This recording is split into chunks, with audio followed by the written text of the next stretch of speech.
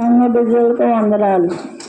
తండ్రి, వీరేమి చేయుచున్నారో వీరెరుగను గనుక వీరిని క్షమించమని చెప్పాను. లూకాసు వార్త 23వ అధ్యాయము 34వ వచనము.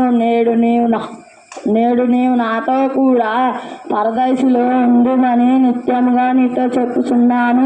లూకాసు వార్త 23వ అధ్యాయము 43వ వచనము.